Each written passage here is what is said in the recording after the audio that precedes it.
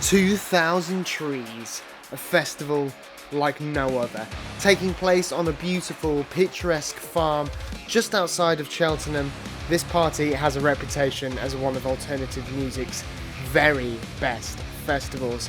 And in 2023, with a lineup including headline sets from Soft Play, Bullet for My Valentine, and Frank Carter and the Rattlesnakes, as well as appearances from members of Enter Shikari, Biffy Clyro, and Queens of the Stone Age, this was set to be one of the very best ever. So we at the Student Music Network had to get down there and see what it was about, as well as speak to some of our favourite acts who were due to take to the stage. Look who came to say hello. Bob Vylan, how are you guys doing? I'm joined here today by Dream State. How are you guys doing? The one, the only Zulu. Damien from St Pierre Snake Invasion. By the one, the only Public Body. Jamie Lenman. Hello. Loose Articles. Anna and Liam of Dead Pony. All three of Bilk. Beach Riot. We're here with Bex. This is going to be some party. Without further ado, I'm Matt Speed. This is the Student Music Network. Welcome to 2,000 Trees 2023. We descended upon Cheltenham on the first day, very much hyped for a brilliant weekend. Harry and I met up and set up camp, and then we went to get some drinks that we'd forgotten. Harry also took the opportunity to have a quick shower. Refreshing.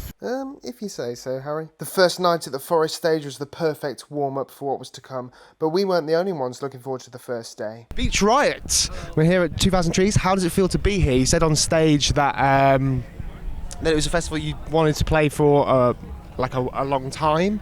So how did it feel to open up the festival for 2023? How did it feel for you, Cammy? Fucking amazing. Is it kind of nerve-wracking being the first band on, especially when the weather was like it was?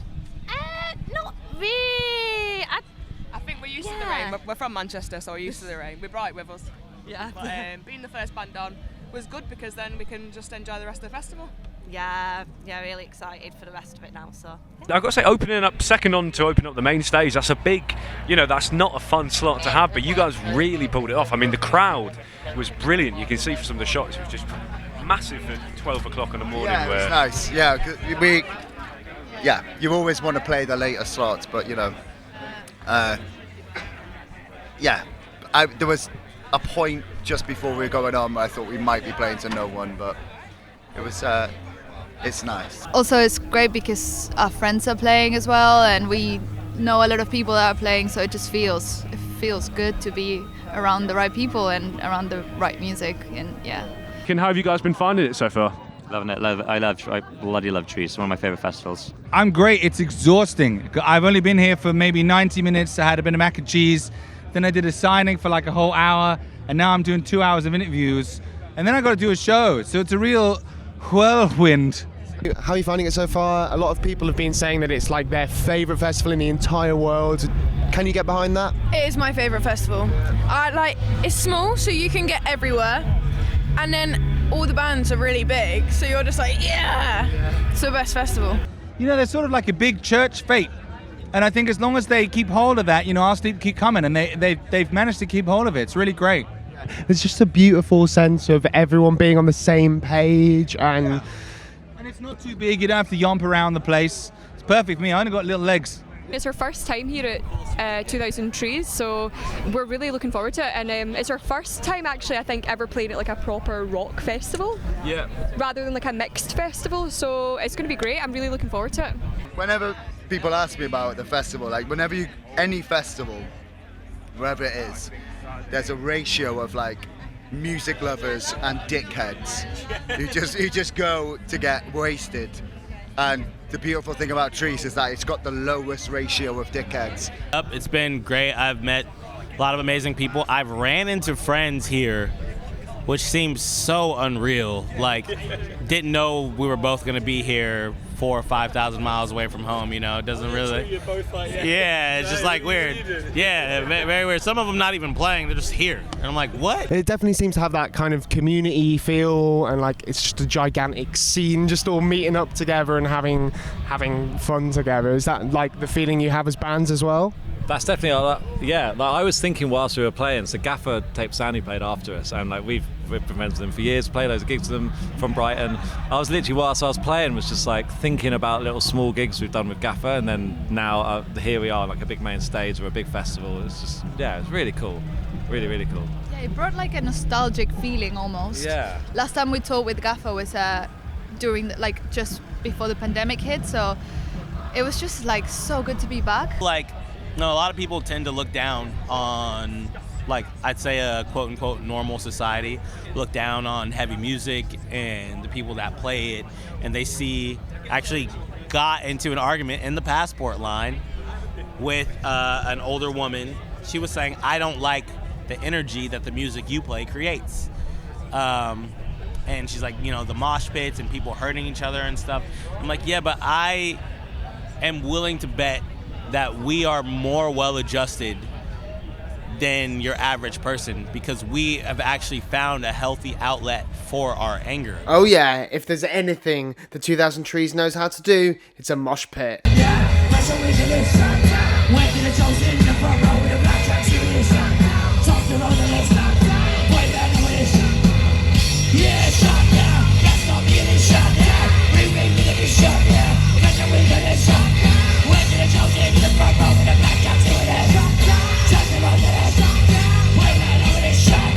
In fact, I actually lost a pair of sunglasses in that mosh pit. Sad times. It was good fun.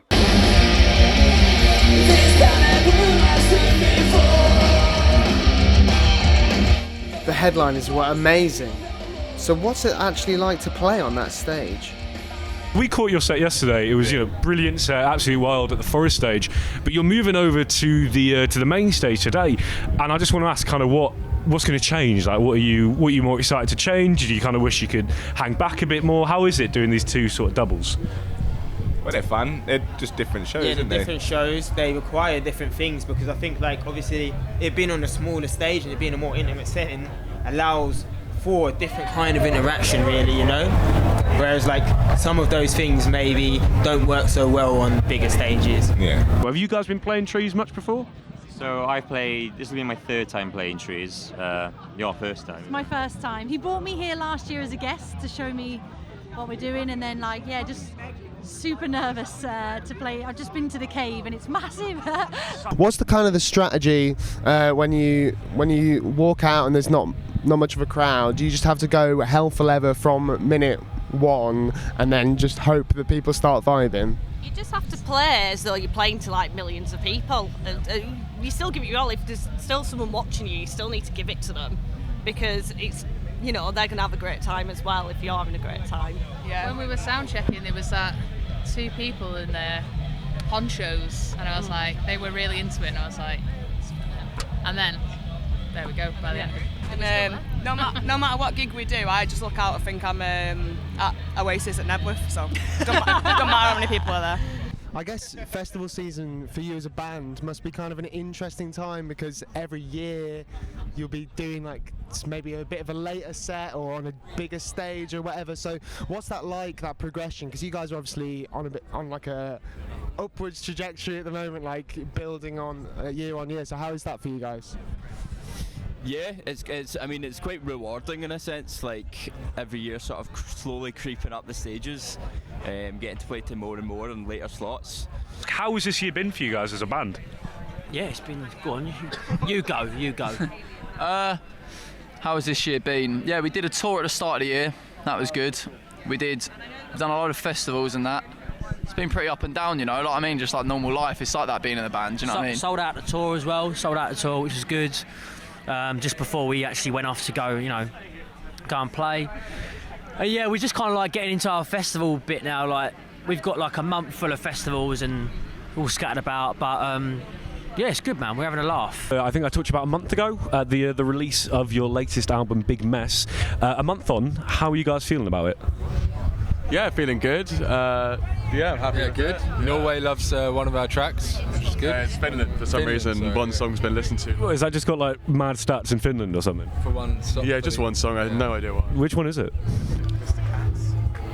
Like, all right, in fairness, they've got good taste because that's the one. I think I told you it's the one with the synth meows, which is amazing use. And you also got to debut your brand new single. Yeah, how did that feel? How was that to sort of bring it, not only open up a stage, but also debut a new song? Well, I got to announce it as if it was about to come out, and then I remembered halfway through that it is out, which was a bit stupid. This is coming out. Oh no, it's out. But anyway, it was amazing. Yeah, I absolutely loved it.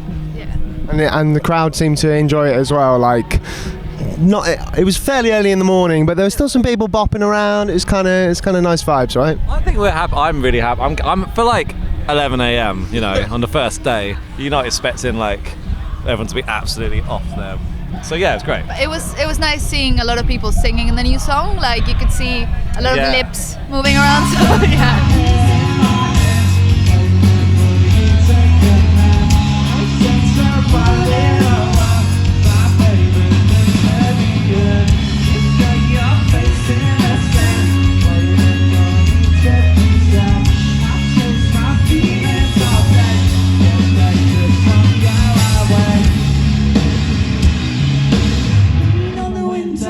You know.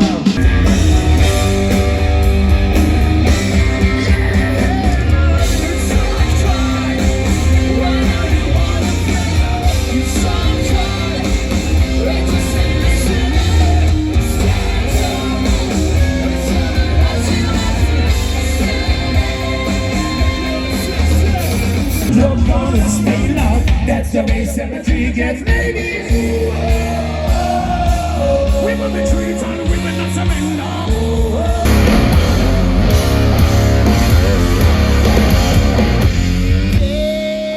Take it on. I don't need.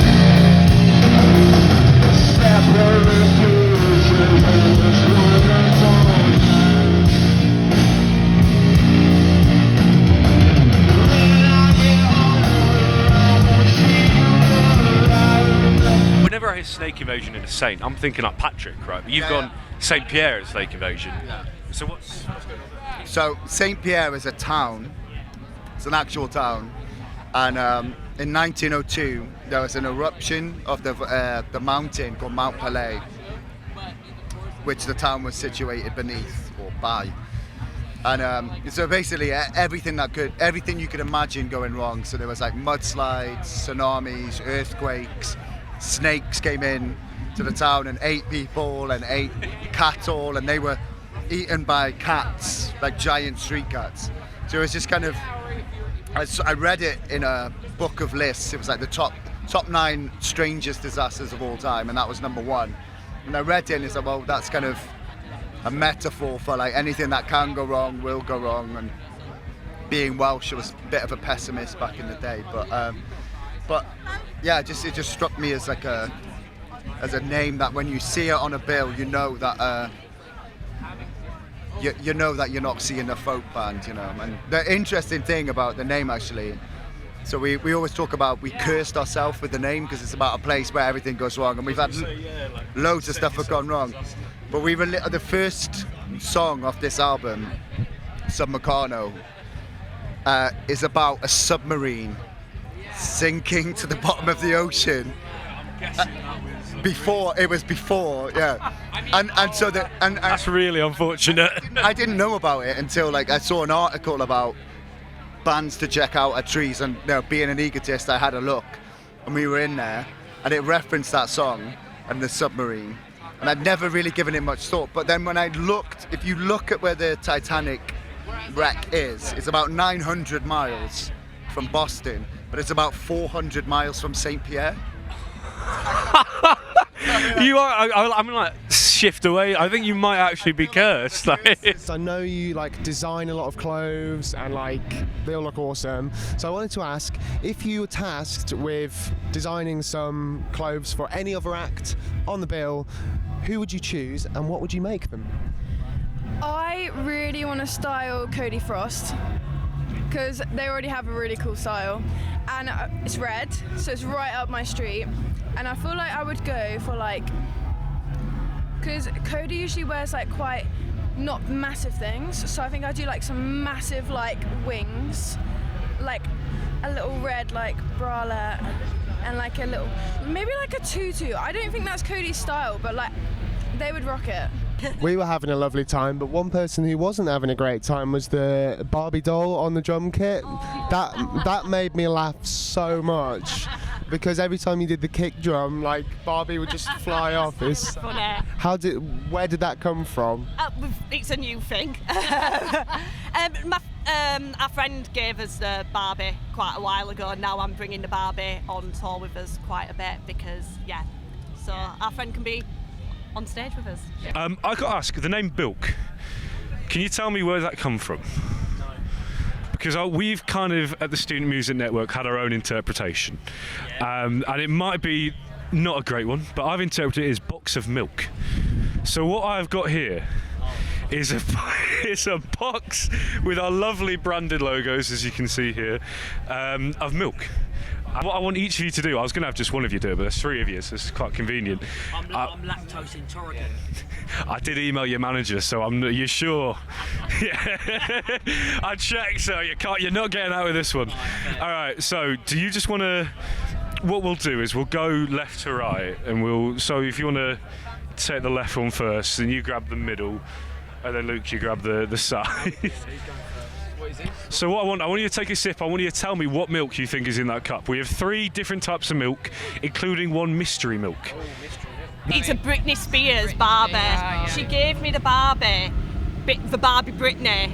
I think it was at an after party at whatever time in the morning. She was like, Nally, you'll appreciate this more than me. It's a Britney Spears Barbie doll because I love Britney. And I was like, yeah, and I've always kept it since the age of like 20. I'm 29 now, and now Barbie Britney, she's coming on tour. On the main stage at 2,000 Trees. Now, I know you're a big fan of Doctor Who. Yes. I certainly am as well. So, I mean, I could talk to you about it all day, Please. frankly, but I won't because I know you're very busy. So I thought I'd give you a slight Doctor Who themed question. If you had a TARDIS, where would you go? Oh, right. Well, I do have a TARDIS. It's in my studio. But if I could go anywhere, fascinating. I've thought about this a lot. I think I would like to experience Roman Britain, because there's an idea that Roman Britain achieved a level of sophistication and what are we trying to say, civilization, that as soon as they left in 450 or whatever, England went back to the Dark Ages, Britain went back to the Dark Ages. For about 1,000 years, we were living in fairly modern houses with underfloor heating, and running water. And then as soon as they left, we went back to living in basically mud huts until the 1500s. Although, Roman society wasn't the most perfect of societies. Obviously, they had an underclass and they had live sacrifices. So there's always going to be probs, isn't there? So maybe, I don't know where I would go. The trouble is there's nowhere in history that really has as good of values, whatever, as today.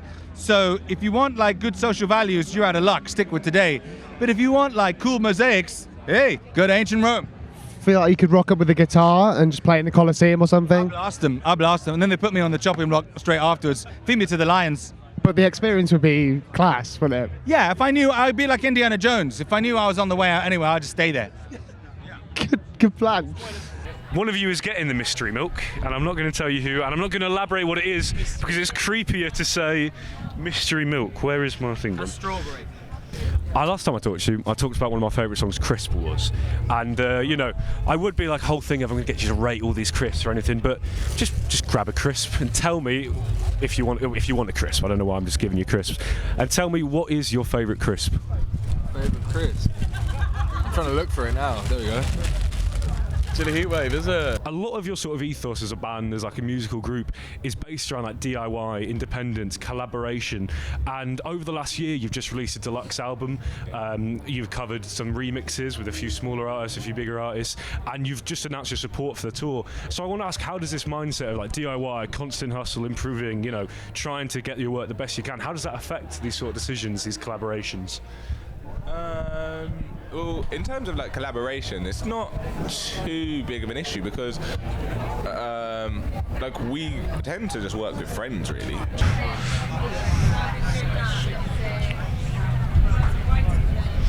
That's strawberry.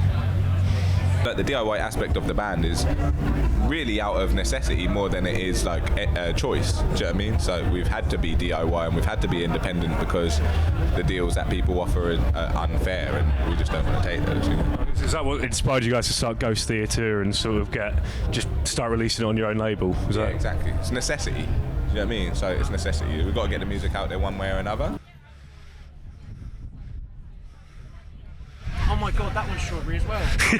Wow, I just put 3 cartons of strawberry milk. I generally think that's strawberry. I wondered, what do you think makes a good riff a good riff? Anything that makes you headbang, I guess. And you could see the crowd just going like headbanging to the riff. So I think that's what makes it a good. Yeah. It's got to be a bit of a groove, obviously. Yeah, I like a bit of a groove. Yeah. And the right amount of fuzz. And the right type of fuzz. Particularly like a glitchy kind of fuzz. But I think anything that makes anyone do that face, you know, that kind of, that face. If you can get that face going, you've maybe succeeded in the riff. Have you been to the Forest stage yet? Yes. We went there the other night. It's just such a nice set, but the problem is they have all the trees, right? And you see people in the crowd just standing in front of a tree, and I'm sort of like, what are you doing? Do you have any staple driving songs that you love to listen to? We have the best playlist ever. We're always playing NERD and Eminem and Nelly Furtado and Limp Bizkit, Korn. I also freaking love the Finnish Eurovision entry, Cha Cha Cha. Oh my god, I play that every morning to get myself pumped. It's a good driving song. Yeah. Do you reckon anyone's actually counted the trees here to check that there are? Has anyone fact-checked if there are 2,000 trees here? Because they might be lying. What's the sort of process when you're thinking of designing a stage outfit or something like that? Do you have to do you have a vision to start off with, or do you just what's the process? I do. Usually I dream of it and I'm like, oh, I wake up in the morning, I'm like, that would be really cool. And I just do it. But for trees, I had a proper vision and I actually drew it on a bit of paper. And I was like, okay, now I have to try and recreate this drawing, which I did. I don't have a picture of the drawing, otherwise I'll show you. But most of the time, I have a little stash of fabric. I just pick something and I just go, do I want a shorts or skirt? And then I'm go from there, see what happens. But this was the first time I actually drew it out and was like, this is what I'm gonna do. You gotta make it special, right? Yeah. It's the first time I drew. Trees, my favourite festival. Would you like me to reveal what milks? Yeah, it looks like so I'm gonna double check the order. Yeah, okay, so look, you had the gold standard, the Nesquik chocolate milk. To be fair, you can kind of see the box as you lean in. It's not very well designed, but Matt's shoebox does look amazing. Thank you, Matt. In the middle, we have got coconut milk, not strawberry. It's coconut milk. So have you ever made I've never had coconut. You never have? You never made a Thai curry? Never done a... Big up the coconut milk. How's it been, coming onto this and becoming part of, such a brilliant band? I'm going to stop saying overwhelming, but that's what it is. I just feel really lucky to have been picked up and taken on for this. I feel really grateful, and I certainly feel like I'm where I'm supposed to be. So feels like home. Feel like I've known them. Feel like they're my brothers I never asked for. So yeah. I've been doing that this weekend. I'll make a friend I've known for 5 minutes. I'll be like, I love you. You're my best friend. And we had some new songs in the set. How was that like to play? And can we expect some new music from you guys soon? Yeah. So we have got some new music going to be released at the end of the year. So keep your eyes open that. We tell you the dates, but we don't know them off the top of our heads. And then we just sort of, we're writing a load more new tunes and performing them, so just keep your eyes open. Maybe there'll be more than a new single at some point. Yeah, definitely more than a new single. New single. I wonder what that could mean. And finally, would you like to guess, what do you think was in your box? You still saying strawberry? Yeah, I'll go with strawberry. You're half right. That is a mix of chocolate, strawberry and banana milk. It looks like chocolate. I thought it might have been chocolate that tasted like strawberry. There you go. Right? The Enigma. I was ignorant to how amazing this festival was, but fully get behind. Yeah, I've been indoctrinated. It's the silent disco. The silent disco is great. So much better. What's the best channel on the silent disco, do you reckon? Well, you know what? I never stay on one. I can't listen to a full song anyway, so I'm just like, right, I've heard the chorus, next one. The trauma from like just tuning in at the end of one of your favourite songs is really sad. I was so sad. I did it with Paramore last night, and I was like, oh, I actually wanted to sing that one. Do you want to actually tell us now though what the name Bilk actually comes from, what it means? Were we right? Yeah, no, very box of meal is basically right. Basically, what it is, is my dad's a black cab driver in London, and bilk means when you run off from a cab without paying the fare, and that happened to my dad once. When he came home from work, he told me that he'd been bilked, and then I just thought the name was cool, so we used it in the band. And it's as simple as that, man. I mean, what you've done obviously has been incredibly successful. You've sweeped the awards recently, but you're talking yesterday at the gig an even more important award, Bob. I think apparently you recently won the award for cutest punk drummer. Am I right? That is correct. 3-time winner. 3 times. Yeah, you know, it's not quite a season treble, but it's a good treble still, you know. Although, speaking of awards, I'm going to give you guys a chance to win one more today. So we have been doing a competition with all the bands we've been talking to. A fun little game I like to call Tree or No Tree. Tree or No Tree. Tree or No Tree. Tree or not tree. Tree or no tree. Tree or not tree. Tree or no tree. So I've got some botanical names of trees and some other Latin phrases, and I want you to tell me whether it is tree or no tree. Tell me if on a friend, because I've got a friend who's really into plants. I mean, if they're going to answer, the signal's pretty terrible, but, you know, go for it. Okay. She has 100 houseplants. So 100? She knows all the Latin names as well, which is what... I have a lot of plants, but I never learn the Latin names of them, unfortunately. Yeah, she's really good with plants. So we're going to test your knowledge of botanical names of trees. Fucking hell, all right, yeah. I feel like 100 houseplants is like the Fringe Festival to 2,000 trees. It's the Denton version. Denton version of 2,000 trees. I like it. Are you ready? Yeah. Okay, first phrase. Acer rubra. Acer rubra. This is all Latin. My gut's telling me no, but my body is telling me yeah. I'd say that's a tree. That's a tree. I think I like rhubarb or a plant. Yeah, like rhubarb, roots. I would say tree. I reckon it's a tree, mate. Let's go for tree. Tree. I'm having that as a tree. That's a tree. Yes. That's a tree, because I've got an Acer tree in my garden. Oh, there you go. We've got the insider knowledge here. You are indeed correct. It's a red maple tree. This is a cool name. I'm going to give you a bit of a rough one here. Sequoia dendron. Sequoia dendron. Oh, mate. I'm trying to brush up my line here. Sequoiadendron.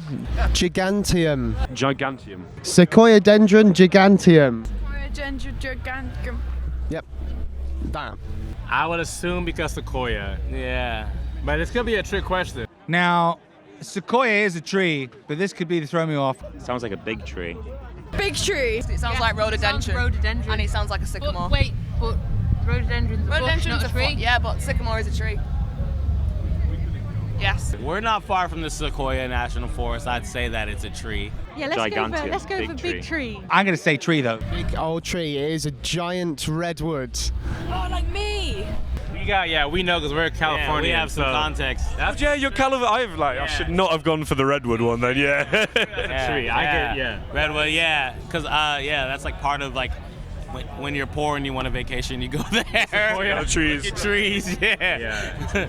Yeah. No, pretty cool trees. We just had this one earlier. It is inebriari. Inebriari. Inebriari. Tree. Or no tree. Inebriari.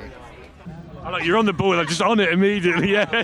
Sounded like a tree, so I'm going to say tree. She knows. No, I don't know. I'm just guessing. That just can't, because what you've done there is there's an alcohol spin on there. That has to be. I'm going to go with whatever Nat says because she was right and we were wrong. Say that one again. Inebriari. Does that not mean you're inebriated? I feel like that's related to inebriated, drunk maybe. I feel like that's like a Latin root for like getting drunk. Spelling Harry Potter. Inebriari. That's like inebriated. Yeah. No, we didn't allow that one. That's definitely not a tree, dude. I don't think that's a tree. I'm thinking no, but I think we should go with what Nat says. I'm going to say tree. So That's not a tree. Nah, it's not a tree. I'm going to go with tree. No tree. That can't be a tree. That's not a tree. No tree. No tree. No tree. No tree. It's a Latin for getting drunk. It sounds like inebriated, like drunk, yeah. Why didn't you say that then? Sorry. That is the Latin word for just getting on it. That's also what Beck said. That would be a great spell. Your mate's just like being so bored, you go, inebriare! And they're like, yeah! Instant fun times. Yeah, I actually think that would be like, that could be something you scream before a breakdown. Inebriare! Yeah, love it. Tripudium. Say what? Tripudium. I feel like, no. You feel? Yeah. It sounds like a flower. Tripudium. It sounds like a shape. Yeah, it does sound like a flower, like a plant. So like maybe it is. Ooh, so that's weird because it made me think of tripping. And tripping can be instigated by a plant. That can be the catalyst. It sounds like that would be a specific tree, not a family, you know? But also it could be like altered state of mind by some substance or something. Psychoactive plants or something, it could relate to that. Ooh. What was it? Say it again, please. Tripudium. Tripudium. After hearing the spelling, bruv, I'm like... Damn, that's an interesting one. I'm gonna say I'm tree. gonna Google it. I'm gonna say nah. It sounds like a Let's say flower. no tree. Yeah, no tree. Final answer? Yeah. I'm gonna say tree. Let's say no. Let's go with Alid. But if it's a... Alright, yeah, no tree, fuck it then, no tree. Not tree. It is not a tree. It is the Latin word for dancing. Yeah, I was giving you red herrings with the plant thing. I was just messing you about there. Okay, one last one. Let's go for Duomelia arborum. Sounds like a place. Duomelia arborum. Like, that sounds like there's two of something. That sounds like a tree. It's either a tree or a plant. A constellation. Oh. Arboretum. That's definitely a tree.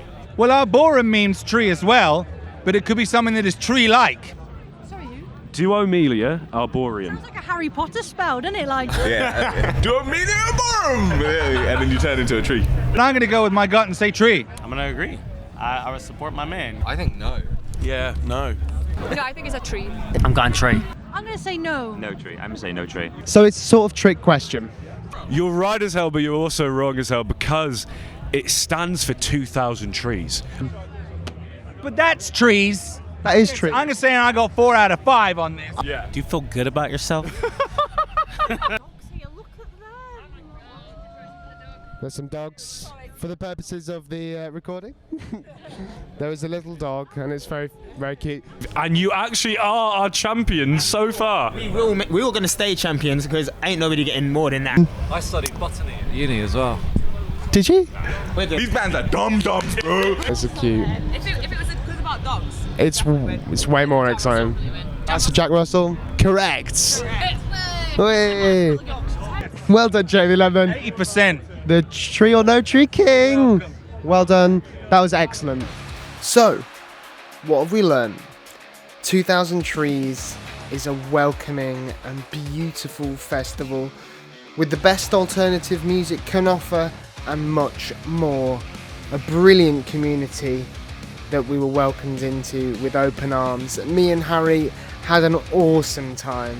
Thank you to all of the artists who took part in our shenanigans and to you for watching. For now, that's been the Student Music Network from 2003.